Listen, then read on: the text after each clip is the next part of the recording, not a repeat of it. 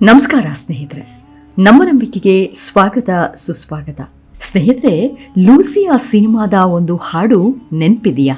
ನೀ ಮಾಯೆಯೊಳಗೋ ಮಾಯೆ ನಿನ್ನೊಳಗೋ, ನೀ ದೇಹದೊಳಗೋ ದೇಹ ನಿನ್ನೊಳಗೋ. ಈ ಹಾಡಿನ ಸಾಲುಗಳು ಎಂಥವರನ್ನಾದರೂ ಮೂಕರನ್ನಾಗಿಸದೇ ಇರದು. ಒಂದ್ ರೀತಿಯಲ್ಲಿ ನಮ್ಮ ಮನಸ್ಸಿನ ಕೀಲಿಯನ್ನೇ ವಶ ಮಾಡಿಕೊಂಡಂತೆ ಭಾಸವಾಗ್ಬಿಡುತ್ತೆ. ಒಬ್ಬ ವ್ಯಕ್ತಿಯಂತೆ ಅನುಕರಣೆ ಮಾಡೋದು, ಅವನನ್ನೇ ಹಿಂಬಾಲಿಸೋದು, ಹೀಗೆ ಇಂತಹ ಕೆಲವೊಂದು ಉದಾಹರಣೆಗಳು ಕೂಡ ವಶೀಕರಣದ ಒಂದು ಭಾಗವೇ. ಹಿಂದಿಯಲ್ಲಿ ಈ ತಂತ್ರವನ್ನ ಕಾಲಾಜಾದು ಅಂತ ಕರೀತಾರೆ. ವಶೀಕರಣ ಎಂಬುದು ಸಂಸ್ಕೃತದ ವಶ ಮತ್ತು ಕರಣ ಎಂಬ ಪದಗಳಿಂದ ಬಂದಿತ್ತು. ಸಾಮಾನ್ಯವಾಗಿ ಯಾರನ್ನಾದರೂ ತನ್ನ ಪ್ರಭಾವಕ್ಕೆ ಒಳಪಡಿಸುವ ಕ್ರಿಯೆ ಎಂದು ಅರ್ಥೈಸಲಾಗುತ್ತದೆ. ಪ್ರಾಚೀನ ತಂತ್ರಶಾಸ್ತ್ರ ಮತ್ತು ಜನಪದ ನಂಬಿಕೆಗಳಲ್ಲಿ ವಶೀಕರಣಕ್ಕೆ ವಿಶೇಷ ಸ್ಥಾನವಿದ್ದು, ಮಂತ್ರ, ಯಂತ್ರ ಮತ್ತು ಸಾಧನೆಗಳ ಮೂಲಕ ವ್ಯಕ್ತಿಯ ಮನಸ್ಸಿನ ಮೇಲೆ ಪ್ರಭಾವ ಬೀರುವ ಶಕ್ತಿಯಾಗಿ ಇದನ್ನ ವಿವರಿಸಲಾಗಿದೆ. ಆದರೆ ಇಂಥ ಅತೀಂದ್ರಿಯ ವಶೀಕರಣಕ್ಕೆ ವೈಜ್ಞಾನಿಕ ಸಾಕ್ಷ್ಯಗಳಿಲ್ಲ. ಆದರೆ ಆಧ್ಯಾತ್ಮಿಕ ದೃಷ್ಟಿಯಿಂದ ನಿಜವಾದ ವಶೀಕರಣ ಎಂದರೆ ಇತರರನ್ನ ನಿಯಂತ್ರಿಸುವುದಲ್ಲ, ತನ್ನ ಮನಸ್ಸು, ಆಸೆಗಳು, ಕೋಪ ಮತ್ತು ಅಹಂಕಾರವನ್ನ ನಿಯಂತ್ರಿಸುವುದು. ಅನೇಕ ಗುರುಗಳು ಮತ್ತು ಯೋಗಿಗಳು ಇದನ್ನೇ ಶ್ರೇಷ್ಠ ವಶೀಕರಣವೆಂದು ಪರಿಗಣಿಸುತ್ತಾರೆ. ಆದರೆ ಇಂದು ಭಾರತೀಯ ತಾಂತ್ರಿಕ ಮತ್ತು ನಿಗೂಢ ಪರಂಪರೆಯಲ್ಲಿ ಬಹಳಷ್ಟು ಚರ್ಚೆಯಾಗುವ, ವಿವಾದಕ್ಕೊಳಗಾಗುವ ಹಾಗೂ ಕುತೂಹಲ ಕೆರಳಿಸುವ ವಿಷಯಗಳ ಪೈಕಿ ಒಂದು ಅಂದ್ರೆ ಅದು ವಶೀಕರಣ. ವಶೀಕರಣ ಎಂಬ ಪದ ಕೇಳಿದಾಗ ಕೆಲವರಿಗೆ ಪ್ರೇಮದಲ್ಲಿ ಯಶಸ್ಸು ದೊರೆಯುವ ವಿಧಾನ ನೆನಪಾಗಬಹುದು. ಇನ್ನು ಕೆಲವರಿಗೆ ಇದು ತಂತ್ರ ಮಂತ್ರಗಳ ಮೂಲಕ ಮತ್ತೊಬ್ಬರನ್ನ ತನ್ನ ಹಿಡಿತಕ್ಕೆ ತರುವ ಶಕ್ತಿ ಎನಿಸಬಹುದು. ಮತ್ತೆ ಕೆಲವರಿಗೆ ಇದನ್ನು ಸಂಪೂರ್ಣ ಮೂಢನಂಬಿಕೆ ಎಂದು ತಳ್ಳಿ ಹಾಕಬಹುದು. ಆದ್ರೆ ವಶೀಕರಣದ ನಿಗೂಢಾರ್ಥ ಎಂಥವರನ್ನಾದ್ರೂ ಕೆದಕದೇ ಇರದು. ಇದೊಂದು ಮಾಯಾವಿ ಪ್ರಪಂಚ ಅಂತಲೇ ಅದರ ಬಗ್ಗೆ ಅರಿತವರು ಹೇಳೋ ಮಾತು. ಹಾಗಾದ್ರೆ ವಶೀಕರಣ ನಿಜವಾಗಿಯೂ ಅಸ್ತಿತ್ವದಲ್ಲಿದೆಯಾ? ಜ್ಯೋತಿಷ್ಯದವರು ಹೇಳುವ ವಶೀಕರಣ ನಿಜಕ್ಕೂ ನಡೆಯುತ್ತಾ? ಅದರ ಮೂಲ ಎಲ್ಲಿದೆ? ಪ್ರಾಚೀನ ಗ್ರಂಥಗಳಲ್ಲಿ ಇದರ ಉಲ್ಲೇಖಗಳೇನು? ತಾಂತ್ರಿಕ ಸಂಪ್ರದಾಯದಲ್ಲಿ ಇದರ ಸ್ಥಾನವೇನು?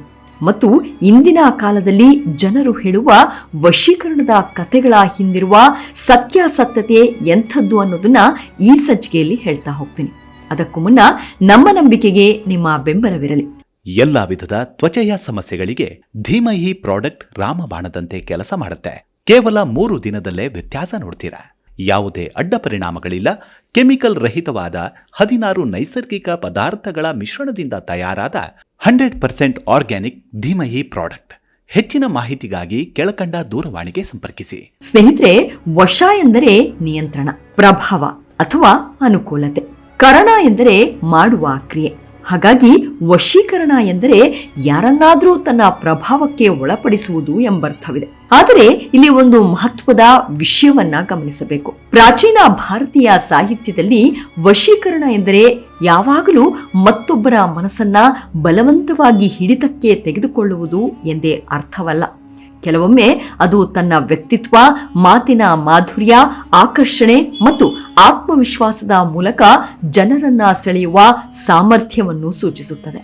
ಭಾರತದ ಅತ್ಯಂತ ಪ್ರಾಚೀನ ವೇದಗಳಲ್ಲಿ ಒಂದಾದ ಅಥರ್ವ ವೇದವು ಅನೇಕ ಮಂತ್ರಗಳು, ಚಿಕಿತ್ಸಾ ವಿಧಾನಗಳು ಮತ್ತು ಜನಪದ ನಂಬಿಕೆಗಳನ್ನ ಒಳಗೊಂಡಿದೆ. ಕೆಲವು ಅಧ್ಯಯನಕಾರರ ಪ್ರಕಾರ ಅಥರ್ವ ವೇದದಲ್ಲಿ ಪ್ರೀತಿ, ಸೌಹಾರ್ದತೆ, ಸಂಬಂಧ ಸುಧಾರಣೆ ಮತ್ತು ಆಕರ್ಷಣೆಗೆ ಸಂಬಂಧಿಸಿದ ಮಂತ್ರಗಳ ಉಲ್ಲೇಖಗಳಿವೆ.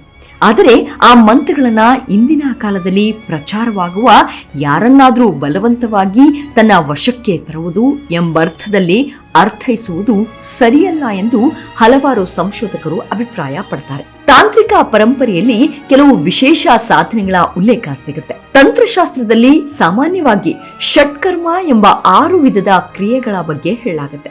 ಅವುಗಳೆಂದರೆ ಶಾಂತಿ ಕರ್ಮ, ವಶೀಕರಣ, ಆಕರ್ಷಣ, ಮೋಹನ, ಉಚ್ಚಾಟನ ಮತ್ತು ಮರಣ.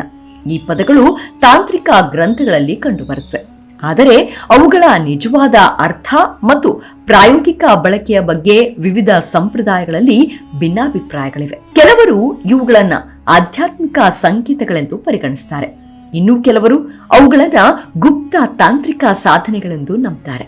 ಭಾರತದ ಅನೇಕ ಭಾಗಗಳಲ್ಲಿ ಕೆಲವು ಜನರು ಈ ರೀತಿಯ ನಂಬಿಕೆಗಳನ್ನ ಹೊಂದಿದ್ದಾರೆ. ವಿಶೇಷ ಮಂತ್ರಗಳಿಂದ ವ್ಯಕ್ತಿಯನ್ನ ವಶಪಡಿಸಬಹುದು. ಕೆಲವು ಯಂತ್ರಗಳು ಅಥವಾ ತಾಯ್ತಗಳಿಂದ ಪ್ರಭಾವ ಬೀರಬಹುದು. ವಿಶೇಷ ದಿನಗಳಲ್ಲಿ ಮಾಡಿದ ಪೂಜೆಯಿಂದ ಇಚ್ಛಿತ ವ್ಯಕ್ತಿಯನ್ನ ಸೆಳೆಯಬಹುದು. ಈ ರೀತಿಯ ನಂಬಿಕೆಗಳು ಶತಶತಮಾನಗಳಿಂದಲೂ ಹರಿದಾಡ್ತಿವೆ. ಪ್ರಾಚೀನ ಭಾರತದಲ್ಲಿ ಅನೇಕ ರಾಜರು ತಮ್ಮ ಸಭೆಯಲ್ಲಿ ತಾಂತ್ರಿಕರು, ಜ್ಯೋತಿಷಿಗಳು ಮತ್ತು ಸಾಧುಗಳನ್ನ ಇಟ್ಕೊಳ್ತಾ ಇದ್ರು. ಜನಪ್ರಿಯ ಕಥೆಗಳ ಪ್ರಕಾರ ಕೆಲವು ರಾಜರು ಶತ್ರುಗಳನ್ನ ಸೋಲಿಸಲು ಅಥವಾ ಜನರ ಮೇಲೆ ಪ್ರಭಾವ ಬೀರುವುದಕ್ಕಾಗಿ ವಶೀಕರಣ ತಂತ್ರಗಳನ್ನ ಬಳಸುತ್ತಿದ್ದರು ಎನ್ನಲಾಗುತ್ತದೆ. ಆದರೆ ಈ ಕಥೆಗಳಲ್ಲಿ ಎಷ್ಟು ಇತಿಹಾಸ ಮತ್ತು ಎಷ್ಟು ಕಲ್ಪನೆ ಇದೆ ಎಂಬುದನ್ನ ಸ್ಪಷ್ಟವಾಗಿ ಹೇಳುವುದು ಕಷ್ಟ.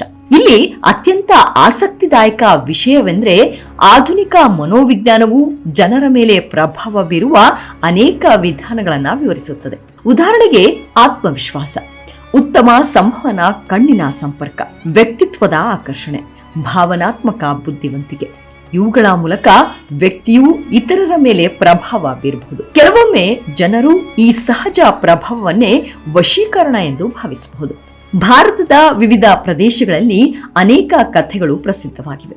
ಒಂದು ಕಥೆಯ ಪ್ರಕಾರ ಒಬ್ಬ ತಾಂತ್ರಿಕನು ಒಬ್ಬ ರಾಜನನ್ನ ತನ್ನ ಮಾತಿಗೆ ತಲೆಬಾಗುವಂತೆ ಮಾಡಿದಂತೆ. ಮತ್ತೊಂದು ಕಥೆಯಲ್ಲಿ ಒಬ್ಬ ಸಾಧಕನು ತನ್ನ ಶಕ್ತಿಯಿಂದ ಕಾಡು ಪ್ರಾಣಿಗಳನ್ನೇ ಶಾಂತಗೊಳಿಸಿದ್ದಾನೆ ಎಂದು ಹೇಳ್ತಾರೆ. ಇಂತಹ ಕಥೆಗಳು ಜನಪದ ಸಾಹಿತ್ಯದಲ್ಲಿ ಹೆಚ್ಚಾಗಿ ಕಂಡುಬರುತ್ತವೆ. ಭಾರತದ ಕೆಲವು ಯೋಗಿ ಮತ್ತು ತಾಂತ್ರಿಕ ಸಂಪ್ರದಾಯಗಳಲ್ಲಿ ಮನಸ್ಸಿನ ನಿಯಂತ್ರಣಕ್ಕೆ ಅತ್ಯಂತ ಮಹತ್ವ ನೀಡಲಾಗಿದೆ.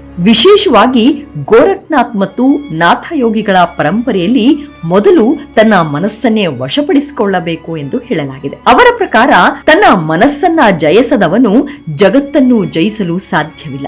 ಈ ದೃಷ್ಟಿಕೋನದಲ್ಲಿ ನಿಜವಾದ ವಶೀಕರಣ ಎಂದರೆ ಇತರರನ್ನು ಅಲ್ಲ, ತನ್ನ ಆಸೆ, ಕೋಪ ಮತ್ತು ಅಹಂಕಾರವನ್ನ ನಿಯಂತ್ರಿಸುವುದು. ಇಂದಿನ ಕಾಲದಲ್ಲಿ ವಶೀಕರಣದ ಹೆಸರಿನಲ್ಲಿ ಅನೇಕ ವಂಚನೆಗಳು ನಡೆಯುತ್ತವೆ. ನೀವು ಸಾಮಾಜಿಕ ಜಾಲತಾಣಗಳಲ್ಲಿ ಅಥವಾ ಜಾಹೀರಾತುಗಳಲ್ಲಿ ಈ ರೀತಿಯ ಹೇಳಿಕೆಗಳನ್ನ ನೋಡಿರಬಹುದು. 24 ಗಂಟೆಯಲ್ಲಿ ಪ್ರೇಮ ವಶೀಕರಣ, 100% ಗ್ಯಾರಂಟಿ, ದೂರದಿಂದಲೇ ವಶೀಕರಣ, ಹಣ ಹಿಂದಿರುಗಿಸುವ ಭರವಸೆ. ಈ ರೀತಿಯ ಹೇಳಿಕೆಗಳಿಗೆ ಯಾವುದೇ ವೈಜ್ಞಾನಿಕ ಆಧಾರವಿಲ್ಲ. ಅನೇಕ ಸಂದರ್ಭಗಳಲ್ಲಿ ಜನರು ತಮ್ಮ ವೈಯಕ್ತಿಕ ಸಮಸ್ಯೆಗಳಿಗೆ ಪರಿಹಾರ ಹುಡುಕುವಾಗ ಮೋಸಕ್ಕೆ ಒಳಗಾಗ್ತಾರೆ. ಆದ್ದರಿಂದ ಇಂಥ ಹೇಳಿಕೆಗಳ ಬಗ್ಗೆ ಎಚ್ಚರಿಕೆ ವಹಿಸುವುದು ತುಂಬಾನೇ ಅಗತ್ಯ. ಇನ್ನು ವಶೀಕರಣ ನಿಜವಾಗಿಯೂ ಸಾಧ್ಯವಾ ಅನ್ನೋ ಪ್ರಶ್ನೆಗೆ ಸರಳ ಉತ್ತರ ನೀಡುವುದು ಕಷ್ಟ. ಯಾರದ್ದೇ ಸ್ವತಂತ್ರ ಇಚ್ಛಾಶಕ್ತಿಯನ್ನ ಮಂತ್ರ ಅಥವಾ ಮಾಯಾಶಕ್ತಿಯಿಂದ ಸಂಪೂರ್ಣವಾಗಿ ನಿಯಂತ್ರಿಸಬಹುದು ಎಂಬುದಕ್ಕೆ ವೈಜ್ಞಾನಿಕ ಸಾಕ್ಷ್ಯಗಳು ಲಭ್ಯವಿಲ್ಲ.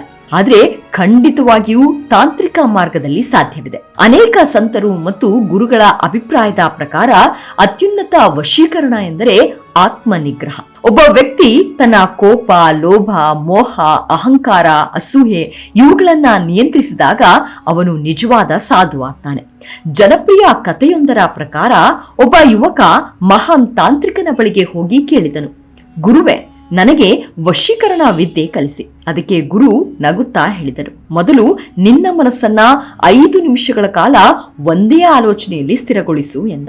ಯುವಕ ಪ್ರಯತ್ನಿಸಿದ, ಆದರೆ ಅವನ ಮನಸ್ಸು ಕ್ಷಣ ಕ್ಷಣಕ್ಕೂ ಬೇರೆ ಕಡೆ ವಾಲ್ತಾ ಇತ್ತು. ಅವನು ವಿಫಲನಾದ.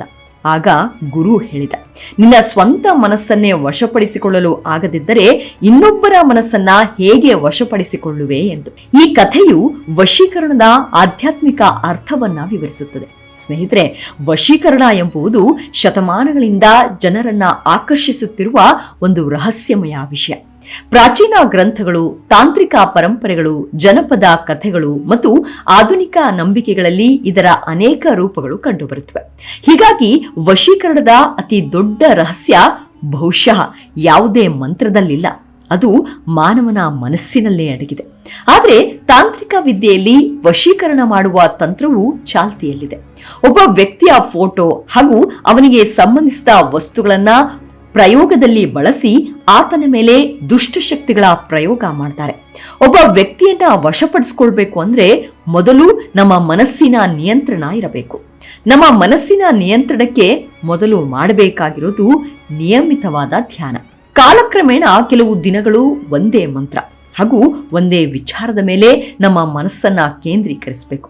ದಿನಗಳು ಕಳೆದಂತೆ ನಮ್ಮ ಮಾತು ಹಾಗೂ ನೋಟದಲ್ಲಿ ಕಾಂತೀಯ ಶಕ್ತಿ ಮೂಡೋದಕ್ಕೆ ಶುರುವಾಗುತ್ತೆ. ಸ್ಮಶಾನದಲ್ಲಿ ದೊರೆಯುವ ಪರಿಮಳ ಭರಿತ ಸೌಗಂಧಿ, ಹೀಗೆ ಕೆಲವೊಂದು ಮೂಲಿಕೆಗಳನ್ನ ಹದವಾಗಿ ಬೆರೆಸಿ ಸೇರಿಸಿ ಮಂತ್ರಗಳನ್ನ ಜಪಿಸುತ್ತಾ ಶಕ್ತಿ ತುಂಬುತ್ತಾರೆ. ನಂತರ ವಶೀಕರಣ ಪ್ರಯೋಗವು ಯಶಸ್ವಿ ಆಗುತ್ತೆ. ಆದ್ರೆ ಈ ವಿದ್ಯೆಯನ್ನ ನುರಿತವರು ಮಾತ್ರ ಮಾಡ್ತಾರೆ. ಕ್ಷುದ್ರ ಶಕ್ತಿಗಳನ್ನ ಆರಾಧಿಸೋರು ಮಾತ್ರ ಈ ವಿದ್ಯೆಯನ್ನ ಪ್ರಯೋಗ ಮಾಡ್ತಾರೆ ಅನ್ನೋದು ಇಲ್ಲಿ ಗಮನಿಸುವಂತಹ ವಿಷಯ. ಅಂತೂ ಭಾರತೀಯ ತಾಂತ್ರಿಕ ಪರಂಪರೆಯಲ್ಲಿ ವಶೀಕರಣ ವಿದ್ಯೆ ಇಂದು ಸಾಕಷ್ಟು ಪ್ರಚಲಿತದಲ್ಲಿದೆ. ರಾಜಕೀಯ, ಸಿನಿಮಾದಿಂದಿಡಿದು ದೊಡ್ಡ ದೊಡ್ಡವರ ಬೆಳವಣಿಗೆಯ ಕೀಲಿ ಕೈಯಂತಿದೆ ಈ ವಿದ್ಯೆ ಅಂದ್ರೂ ತಪ್ಪಾಗ್ಲಿಕ್ಕಿಲ್ಲ.